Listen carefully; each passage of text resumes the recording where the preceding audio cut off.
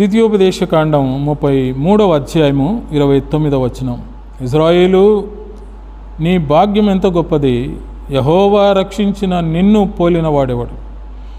ఆయన నీకు సహాయమైన కేడము, నీకు ఔన్నత్యమును కలిగించు ఖడ్గము.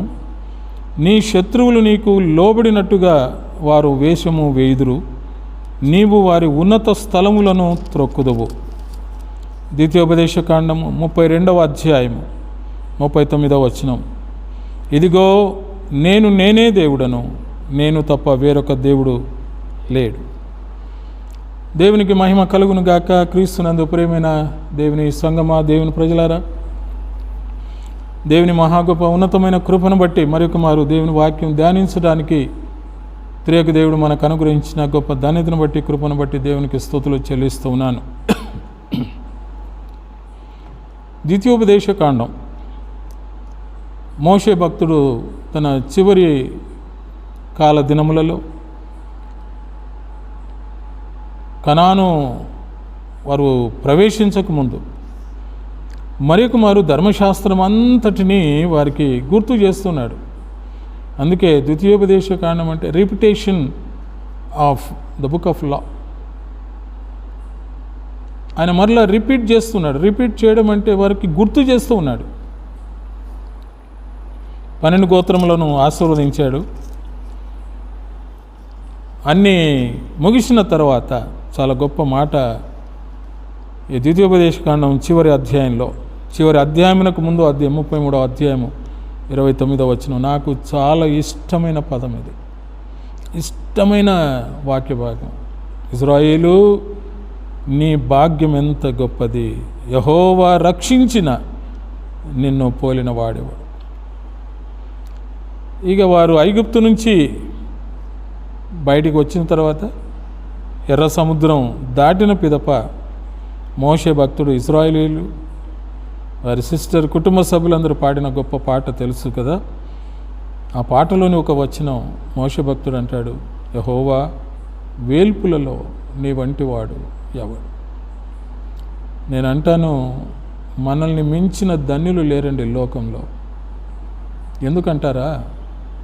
మన దేవుడు సజీవుడు, మన దేవుడు జీవము గలవాడు, మన దేవుడు జీవించుచున్నవాడు. అందుకే యోబు భక్తుడు అంటాడు, నా విమోచకుడు సజీవుడు. కీర్తన గ్రంథం 115వ కీర్తనలో కూడా అన్నట్టుగా ఆయన చూచుచున్న దేవుడు, ఆయన వినుచున్న దేవుడు, మాట్లాడే దేవుడు, స్పర్శ కలిగిన దేవుడు, మనతో నడిచే దేవుడు, మన ముందు ఉండే దేవుడు, మనతో సహవాసం చేసే దేవుడు. ఎంత అదృష్టం అండి మనకు. అసలు ఎవరు మనం? పౌలు భక్తుడు ఎఫెసీ పత్రికలు అన్నట్టు, మన అపరాధముల చేతను పాపముల చేతను మనము చచ్చిన వారమై ఉండగా చచ్చిన వారిని లేవనెత్తిన జీవము గల దేవుడైన. అందుకే మోషే భక్తుడు అంటాడు, ఎంత ధన్యుడవు నీవు ఇజ్రాయేలు, నీ భాగ్యం ఎంత గొప్పది. కనాను కాదు, లేకుంటే కనానులో ఉన్నటువంటి ఆస్తి ఐశ్వర్యాలు, ఖనిజ సంపదలు అవి కాదు, వాటిని ఇచ్చిన దేవుడు, అది ఆయనే నీ భాగ్యం. దావీదు మహారాజు అంటాడు కదా, యెహోవా, నీవే నా భాగం, you are my portion, you are my part, you are my everything. ఏంటి ఈ దేవుల్లోనూ? అందుకే ఆయన అంటాడు కదా, నేను తప్ప వేరొక నా వంటి దేవుడే లేడు. He declared it, there is none like me. అందుకే మోషే భక్తుడు అంటాడు, వేల్పులలో ఉండొచ్చేమో, కానీ నీ వంటి వారెవరు? ఎటువంటి దేవుని కలిగిన ఓ జనాంగమా, ఓ ప్రజలారా, ఓ క్రైస్తవులారా, ఎంత ధన్యులం మనం. మన భాగ్యం ఎంత గొప్పది. ఏంటి ఈయనలో ఉన్న స్పెషాలిటీ? సమూయేలు మొదటి గ్రంథం 2వ అధ్యాయం 3వ వచనంలో, ఈయన అనంత జ్ఞానియగు దేవుడు, గాడ్ ఆఫ్ నాలెడ్జ్. ఎంత జ్ఞానం అండి ఈయనది!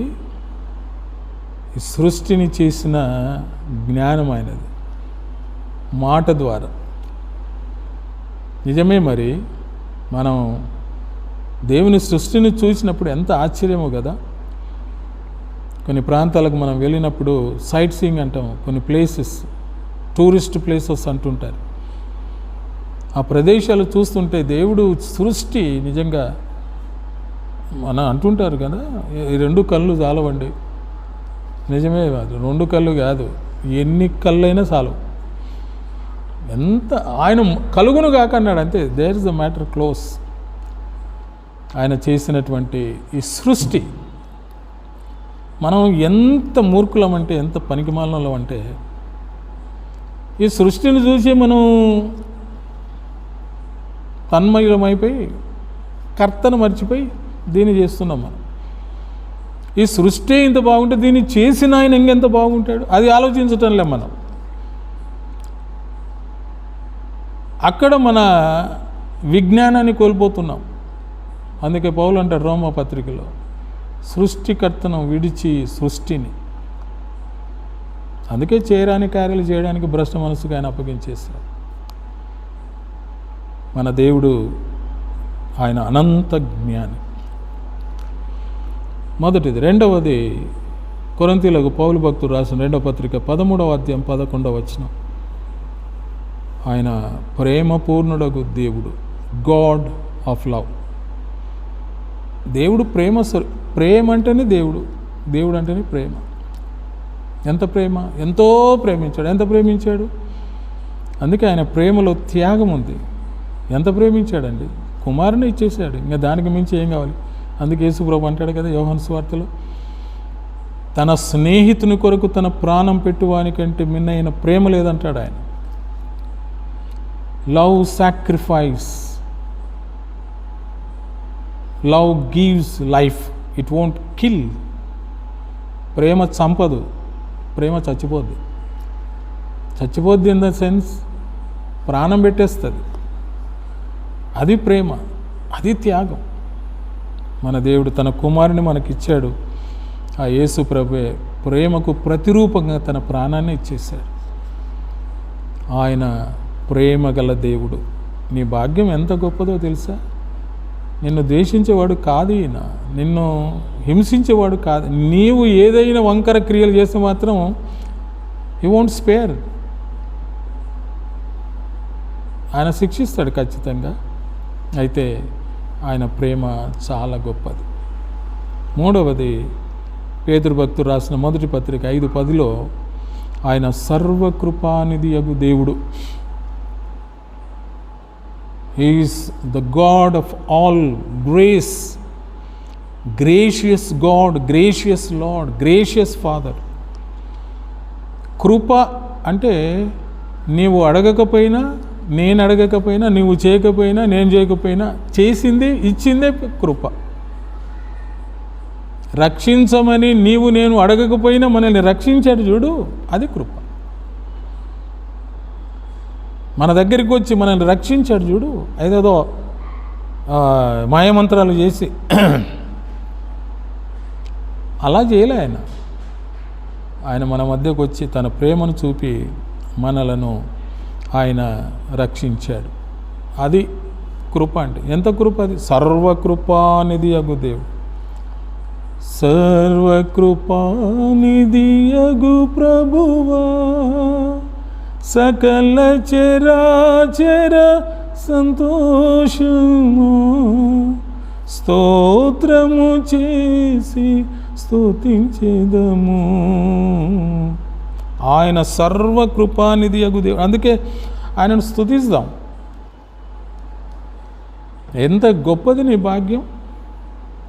4వది, హెబ్రీ పత్రిక 13:20 వచనంలో ఆయన సమాధానకర్త యగు దేవుడు, గాడ్ ఆఫ్ పీస్.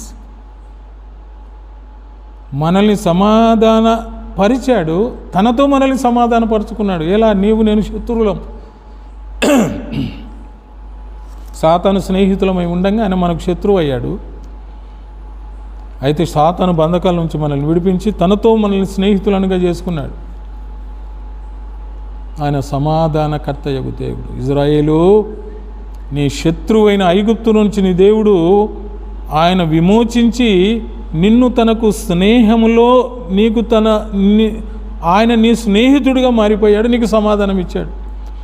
ఇప్పుడు బానిసత్వం లేదు, దాసత్వం లేదు, ఇక ఐగుప్తుల బాధ లేవు, ఏమీ లేవు. Be happy. నీకు సమాధానం ఇచ్చిన కర్త ఆయన. ఇజ్రాయేలు, నీ భాగ్యం ఎంత గొప్పది.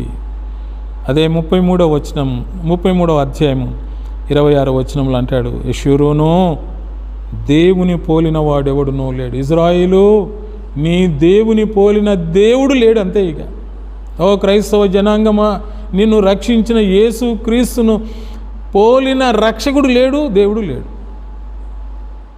This is confirm. అంతే. రోమాపత్రిక 15:5 వచనం ప్రకారం గాడ్ ఆఫ్ పేషెన్స్, పౌలు రోమిలకు రాస్తూ, ఆయన దీర్ఘశాంతము గల దేవుడు. ఎంత శాంతమండి ఆయన. ప్రభువును ఇదిగో సిలువను ఆయన మీద పెట్టి గొల్గొతా కొండ వరకు ఆ సిలువతో పాటు ఆయనను తీసుకెళ్ళినప్పుడు ఎంత శాంతం, ఎంత సహనమైన.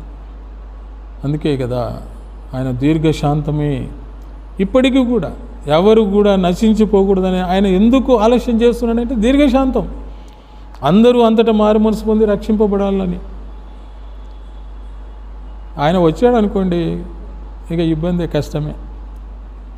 ఏదో ఇప్పుడు జరిగింది కదా కాలిఫోర్నియాలో, లాస్ ఏంజల్స్లో, అంతకంటే ఇక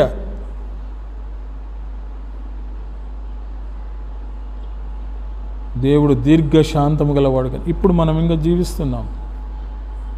ఆయన ప్రతిదినము మన పాపములు, అపరాధములు లెక్క పెట్టినట్లయితే ఈ భూమి మీద ఎవడు జీవించలేడు. జీవించటం అసాధ్యం. శాంతమూర్తి ఆయన. నీ భాగ్యం ఎంత గొప్పది. 6వది రోమపత్రిక 15:13 వచనం ప్రకారం, he's the God of hope. నిరీక్షణకర్తయగు దేవుడు ఆయన. నిరీక్షణకర్త.